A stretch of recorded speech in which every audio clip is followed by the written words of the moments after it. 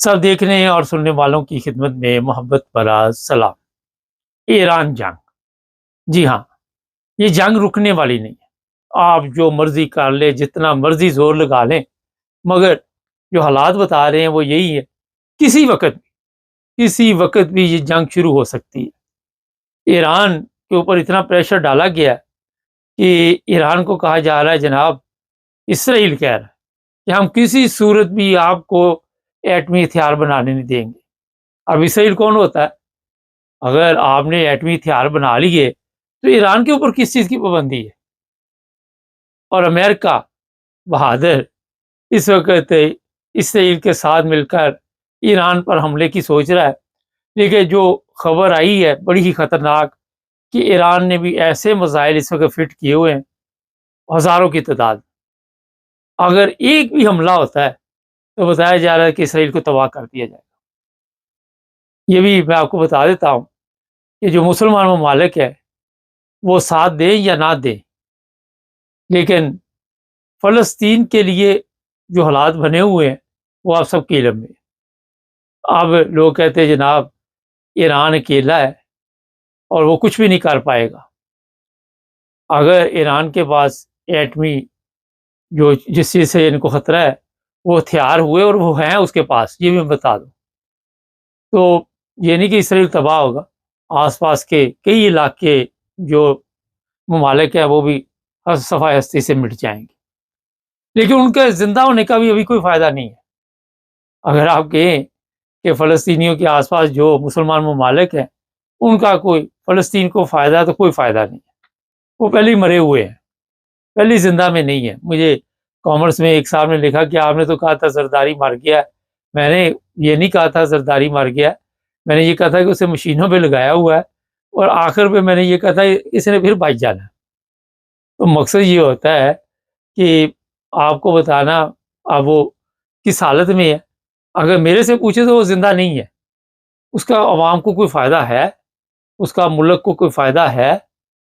تو جن چیزوں کا کوئی فائدہ نہیں ہوتا وہ مردہ گنے جاتے، گہرائی میں جایا کرے۔ اچھا اب جناب واپس آ جاتے، اس وقت بڑی خبریں چل رہی ہیں کہ جی پاکستان کے جو چیف آف آرمی اسٹاف ہے یا وزیر اعظم ہے یا جو بھی ہے، انہوں نے کہا جی سفارتی اور اخلاقی بیانات ہم دیتے رہیں گے۔ نہ تو سفارتی بیانات سے یا اخلاقی بیانات سے فلسطینیوں کے مسئلے حل ہونے والے ہیں، یہ بیکار کی باتیں ہیں، اور عرصہ دراز سے آپ سن رہے ہیں، کیا فائدہ اس کا؟ کوئی ہے فائدہ؟ آپ بتائیے چلے۔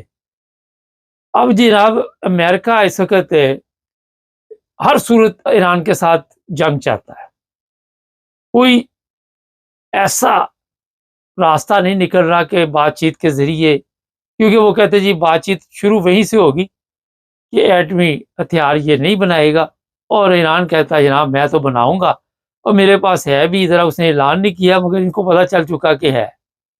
اب یہ سب سے بڑا پرابلم بنا ہوا، کیونکہ آپ کو یاد ہوگا عراق جنگ میں ایک پروپیگنڈا یورپ کی طرف سے بھی کیا گیا تھا اور امریکہ کی طرف سے بھی کہ اس کے پاس ایسی خطرناک گیس ہے، اس کے پاس ایسی ایٹمی ہتھیار ہیں، بعد میں کچھ بھی نہیں ملا تھا۔ ابھی ایران کے متعلق ان کو پتہ تو چل چکا ہے کہ یہ سب کچھ ہے، لیکن شور نہیں ہے۔ اگر ان کو یہ پتہ ہو کہ اس کے پاس کچھ نہیں ہے تو ابھی تک ایران کی منجی ٹھوک دینی تھی انہوں نے۔ یہاں سے آپ حساب لگا سکتے ہیں کہ اس چیز کو یہ ان کے جو بھی ان کے وہاں پہ بات چیت کرنے والے ہیں وہ کنفرم کر چکے ہیں کہ ایران کے پاس ایٹمی ہتھیار ہے۔ کئی لوگ میرے سے سوال بھی کرتے کہ پاکستان کو مدد کرے گا۔ پاکستان نے کیا مدد کرنی؟ پاکستان زیادہ سے زیادہ کوئی کمبل بھیج دے گا، کوئی یہ اور کیا بھیجے، کیا کرے گا؟ ہمارے تو آپ کو پتا جو امداد آتی ہے وہ پھر بازاروں میں بکتی ہے، تو ہم نے کسی کی کیا مدد کرنی؟ لیکن اس جنگ کے جو تباہی ہے وہ بہت بڑی ہوگی۔ آپ کا یہ شام، ایجپٹن، یہ جتنے بھی ممالک ہیں، یہ سب اردن شردن یہ سب لپیٹے جائیں گے، ایک بہت بڑی تباہی آئے گی۔ اور یہ تباہی اس لیے آئے گی کہ مسلمانوں نے بھی مخلصانہ طریقے کے ساتھ مسلمانوں کا ساتھ نہیں دیا۔ آپ دیکھیں کہ اسرائیل کا ساتھ دینے کے لیے امریکہ کیسے پر تول رہا ہے. وہ کہتا ہے ہر صورت میں اسرائیل کے ساتھ کھڑا ہوں. ایک طرف وہ کہتا ہے جی ہم نہیں چاہتے کسی ملک میں بھی جنگ ہو، مگر دوسری طرف یہ بتایا جا رہا ہے جی ایران کو کسی صورت بھی ہم ایٹمی ہتھیار نہیں بنانے دیں گے. پاکستان کے پاس ایٹم ہے، وہ اپنے دفاع کے لیے ہے. کبھی انڈیا کے ساتھ پنگا پڑا تو شاید استعمال کیا جائے، مگر کسی ملک کے لیے کام نہیں آئے گا.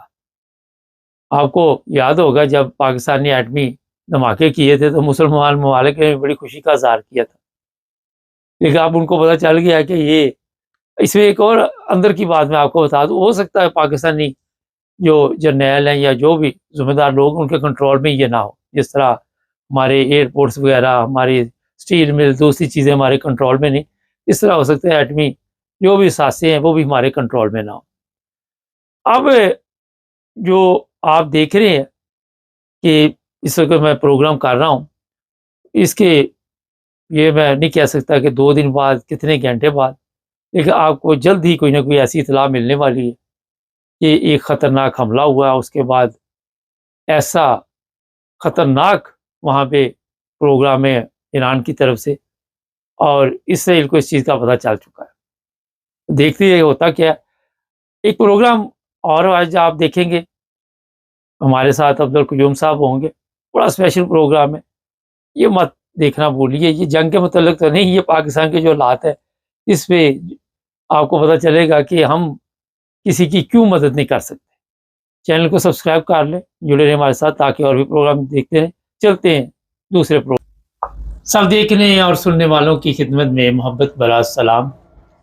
کل آپ سب کے علم میں ہے کہ پاکستان میں چیف آف آرمی اسٹاف اور وزیر اعظم بیٹھے ہوئے تھے، اور لوگوں نے کہا جناب بلایا تو ہمیں دوسرے ممالک سے، تو ہماری آپ سن ہی نہیں رہے.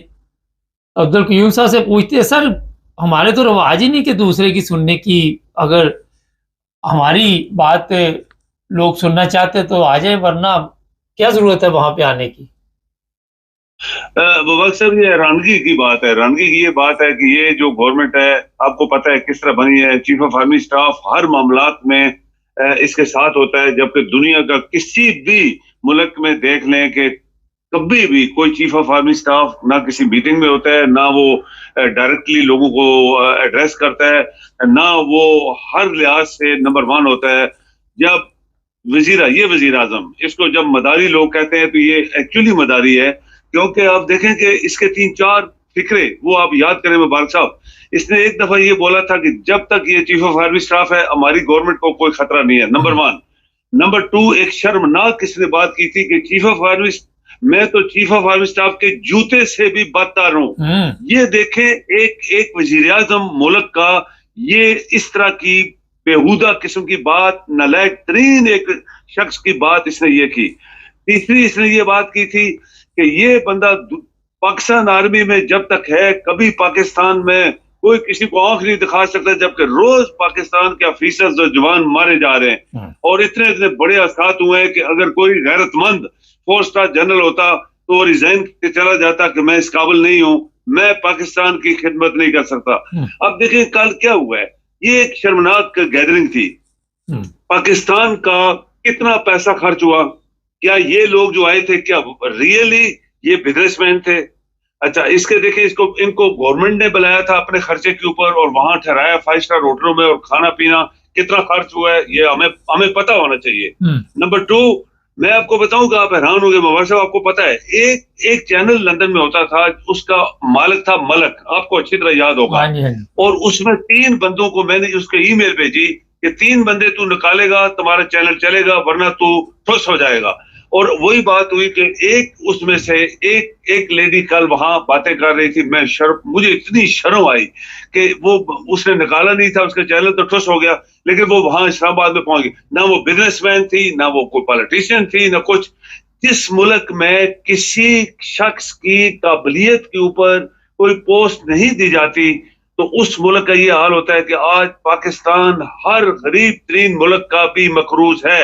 ابھی یہ کیا دوڑ رہے ہیں، ان کو سعودیہ نے آنکھیں دکھائیں، عرب ملکوں نے آنکھیں دکھائیں، چائنا نے آنکھیں دکھائیں، ابھی وہاں بیلاروس جا رہا ہے، وہاں آذربائیجان سے پیسے مانگ رہا ہے. یہ بندہ مداری جو ہے کہتے ہیں پاکستان ایک سپر طاقت بننے والی ہے. ایران کون بات تھی اسی گیدرنگ کے اندر باہر سے لوگ آئے, وہ لوگوں نے کہہ دی 8 نمبر کیا کہتے ہیں 804 یا کیا اس کا 804 کے نعرے لگ گئے اور ان کی شکلیں دیکھنے والی تھی لگا دیے. ہاں جی وہاں پہ نعرے لگا دیے, ان کی ہوا نکل گئی.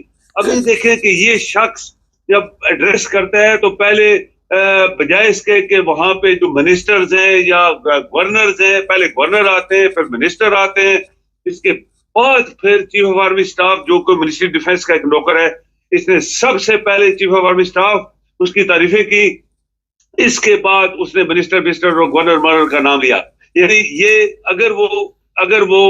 اگر وہ دیانتدار لوگ ہوتے, اگر رام کی روٹی نہ کھا رہے ہوتے تو اٹھ کے چلے جاتے کہ ہماری تو کوئی عزت نہیں ہے یہاں پہ, یہ ہر بندہ وہاں بیٹھا, ہر جگہ بیٹھا ہوتا ہے. تو یہ اس سے صاف ظاہر ہے, یہ بڑی ایک کلیئر کٹ بات ہے کہ جب یہ کہتا ہے کہ آرمی چیف کے جوتے سے بھی میں نیچے ہوں, تو پھر یہ بندہ ایک ٹاؤٹ ہے, ایک حوصلہ ہے, ایک پاکستان کا اوپر حاوی کیا گیا ہے, اور اس کے پیچھے یہ چیف آف آرمی اسٹاف ہے, چونکہ اس کی نوکری کا مسئلہ ہے, اس کی حکومت کا مسئلہ ہے, اور پوری گورنمنٹ آپ کی جو ہے وہ ساری جیلی یعنی فیک گورنمنٹ ہے, اور لوگ جو ہے وہ سارے آپ کو مردہ ہیں. ہم نے 1000 دفعہ جو باتیں کی ہیں وہ سچ نکلی ہیں. تو یہ کل تو کوسلا تھا, ہمیں پتا ہونا چاہیے کتنا پیسہ لگا ہے, کیا یہ بزنس مین تھے. نمبر آخری بات یہ مبارک صاحب, انہوں نے کتنا پیسہ کل دیا پاکستان کو, یہ آنا چاہیے اخباروں میں. جتنے بزنس مین یہ فیک قسم کے لوگ تھے, میں جانتا ہوں بہت سارے لوگوں کو لندن کے بھی, اور ادھر ایک بھی بزنس مین مجھے نہیں لگ رہا تھا کیا انہوں نے $1 بلین پاکستان کے اکاؤنٹ میں جمع کرائے. الٹا یہ پاکستان کے خرچے پہ جہازوں پہ آئے ہیں, میں بھی بزنس کلاس, فرسٹ کلاس اور 5 اسٹار ہوٹلوں میں کھا پی رہے ہیں, اس کے بعد کل چلے جائیں گے اور اس کو کچھ نہیں ملنے والا. جیسے سعودیہ نے آنکھیں دکھا دی اس کو, اور یہ چیف آف آرمی اسٹاف وہاں بادشاہ کے پاؤں پکڑ رہا تھا, اس نے ان کو آنکھیں دکھائی, جاؤ بھائی جان چھوڑو میری بھائی, پہلے دن سے آئے ہو, ہمارے پیچھے لگے ہو, ہمارے اپنے بھی کام ہے. تو یہ چیزیں جو مبارک صاحب آپ کی قوم, آپ کے ادارے پکڑ سکتے ہیں, لیکن جب آپ کے ججز بکے ہوں, آپ کے ادارے بکے ہوں, آپ کی قوم مردہ ہو, تو پھر اس میں سے کچھ رزلٹ نہیں نکل. یہ سب جھوٹے وعدے تھے, سب فراڈ تھا, ٹوٹل فراڈ. وہ کام جو ہونا چاہیے تھا وہ یہ تھا کہ جتنے باہر لوگ بیٹھے ہیں ان میں سے M N A M P A بن سکتے ہیں, وہ الیکشن میں حصہ لے سکتے ہیں, ان کو ووٹنگ جو ہے وہ الیکٹرانک ووٹنگ ہم اجازت دے دیں, اور اس طرح کی چیزیں ہونی چاہیے تھی جو کہ واقعی وہ چیز پاکستانی کی ضرورت ہے. جبکہ کوئی بھی ایسی بات نہیں کہے گی. ان کے بچوں کو کون پاگل کا سر ہے جو اپنے بچے یورپ میں چھوڑ کے پاکستان کی یونیورسٹی میں پڑھائیں گے جہاں پہ ٹوٹل کرپشن اور پتہ نہیں کیا کیا وہاں پہ ہو رہا ہے, اور نالائق ترین وہاں پہ لوگ بیٹھے ہیں, جبکہ پاکستان کے لوگ کروڑ روپے لگا کے, کروڑوں روپے زمینیں جائیدادیں بیچ کے یورپ میں آ رہے ہیں, اور یہ ان کو وہ اس کو دکھا رہے ہیں, آنکھیں دکھا رہے ہیں, وہ کیا کہتے ہیں جھوٹا, وہ ایک شیشہ دکھا رہا ہے کہ تم لوگ آؤ, تمہیں سیٹیں ملے گی, نوکری میں کون جائے گا, کون پاگل آدمی ہے جو یورپ سے جا کے پاکستان میں نوکری ڈھونڈے گا. تو یہ اس قوم کے اوپر ایک تماچا ہے, کالا منہ ہے ہمارا, اور یہ اس طرح کے لوگ ہمارے اوپر چڑھا دیے گئے ہیں. اور ایک بندہ جو چیف آف آرمی اسٹاف جو اس قابل ہی نہیں تھا, وہ آج پوری ملک کو چلا رہا ہے. تو یہ مبارک صاحب میرے خیال میں تو ایسے سوچتا ہوں یہ بڑا شرمناک قسم کی بات ہے ہمارے لیے.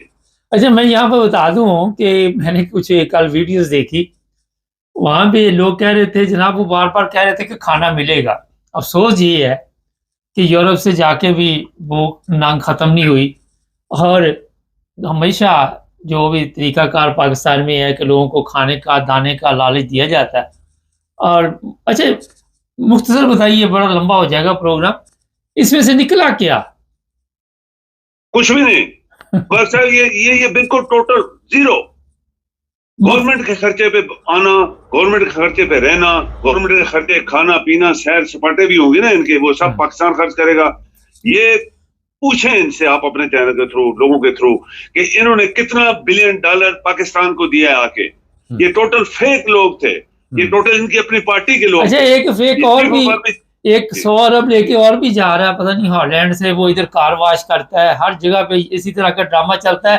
چلتے ہیں تھوڑا سا سندھ کی طرف, کیا چل رہا ہے نہروں کے چکر میں, سندھ کے نعرے شروع ہو گئے. آپ دیکھیں مبارک صاحب کہ دنیا میں چائنیز نے ڈیم بنائے हजारों गांव उन्होंने रिमूव किए और दुनिया का सबसे बड़ा डैम बनाया। आजकल वो इसके में ये तिब्बत में एक बड़ा डैम जो बड़े ये जो दरिया इंडिया में आ रहे हैं उनको रोक के वो एक बड़ा डैम बना रहे हैं जो कि इंडिया और बांग्लादेश को खतरा था, लेकिन अभी वो सिर्फ इंडिया के लिए उन्होंने रोका हुआ है पानी। इतना बड़ा डैम बनाया, उसने क्या हजारों गांव को उठा के बाहर फेंक दिया। नेशनल इंटरेस्ट बवाल साहब हमेशा हैवी होती है पर्सनल इंटरेस्ट के ऊपर। सिंध पाकिस्तान का हिस्सा है, सिंध जरदारी के बाप का नहीं है या उसकी बहन की बाप का नहीं है, या और जो सिंधी वहां पे ये जो झूठे और फराडी और लानती लोग आती हैं उनके बापों का है। ये पाकिस्तान का हिस्सा है, दरिया हमारे हैं। दरिया जो है वो निकलता है तिब्बत से, वो आता है, वो पूरा क्रॉस करके सिंध में जाता है। ये कहते हैं हमारा दरिया तुम्हारे बाप का दरिया है। तो ये बात है, जब आपको उनको पता है ना कि हुकूमत कौन है, कौन मुल्क को चला रहा है, असल में तो ये बात है, वरना इनको अरेस्ट करके हमेशा के लिए अंदर बंद कर दो।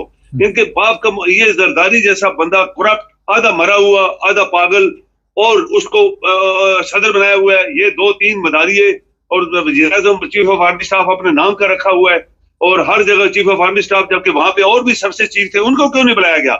उनको किसी ने नहीं पूछा, सिर्फ चीफ ऑफ आर्मी स्टाफ। और ये चूंकि डंडा किसने दिया है? इस गवर्नमेंट ने, चूंकि ये दिल्ली हुकूमत है। मवाल साहब ये बदबख्ती है पाकिस्तान की कि पाकिस्तान 75-76 साल नहीं चला, आज भी बहुत बुरे तरीके से इस पाकिस्तान को रौंदा जा रहा है। बहुत शुक्रिया सर। जी मेहरबानी। नहीं, बड़ी ज़बरदस्त बातें हैं ये जो सर ने अभी कही है। मैं भी कल ईरान रह गया, वहाँ पे लोगों को देख के, जानते हम भी लोगों को बड़ी तादाद में, मुझे भी कोई कारोबारी शख्सियत नज़र नहीं आई। और जिस तरह इन्होंने इशारे दिए हैं, वैसे सोचने वाली बात थी। फ्री की टिकट यूरोप से मिल रही है, लेकिन आप जो लोग यहाँ से गए हैं उन्हें ख्याल करना चाहिए कि मुल्क का पैसा है, और वो कहते हैं चलो जो लूटा जाता है लूट लो, देखा जाएगा। मुल्क का पहले जो हाल हुआ है वो आप सबके इल्म में। चैनल को सब्सक्राइब करें, जुड़े रहे हमारे साथ ताकि और प्रोग्राम